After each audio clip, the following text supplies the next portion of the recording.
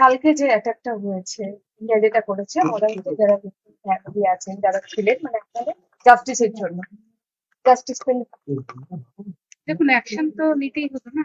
আমাদের যে ক্ষতি হয়ে গেছে সেই ক্ষতিটা তো পূরণ হওয়ার নয়, তবু অ্যাকশনের দরকার ছিল। অ্যাকশন যদি না হতো, আমাদেরও তো একটা মনের যে এই যারা এই ঘটনার সঙ্গে জড়িত, পাকিস্তান জঙ্গির, তাদের তো নিধন হওয়া উচিত, যাতে এই ঘটনা বারবার পুনরাবৃত্তি না হয়। মানে কালকের এটার পর কি কিছুটা হয়তো দেখুন, পুরো আপনার আমাদের কোনো আঘাত এটা কোনো মলম দিয়ে তো পূর্ণ করা যাবে না, কিন্তু আহ, আমরা চাই ভারত সরকার যেন অ্যাকশনটা কমপ্লিট করে, মানে এই একটা স্ট্রাইক করে ছেড়ে দিলাম, এটা যেন না।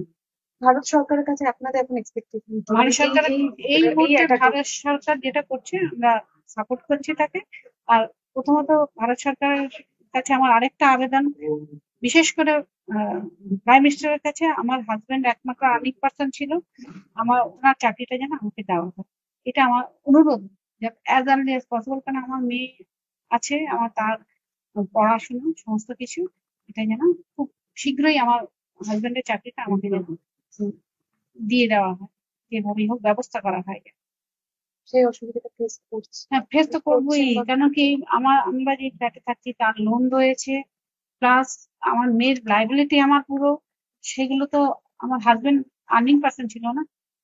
ও না থাকাতে তো আমাদের প্রতিটা পদক্ষেপে এবার ফিল করবো আমরা আসলে, এটা যেন কমপ্লিট করা হয়, আমাকে যেন সেই ব্যবস্থা অ্যাজ আর্লি অ্যাজ পসিবল যেমনি করে হোক যেন করে দেওয়া হয়। এটা চাইবো পিএম এর কাছে, অনুরোধ আমার পিএম এর কাছে। অপারেশন সিন্দুর নাম দেওয়া হয়েছে, কিছু বলবেন? ঠিক আছে, এটা তো ভারত সরকারের নিজস্ব আমরা সমর্থন করছি পুরো। ঠিক আছে।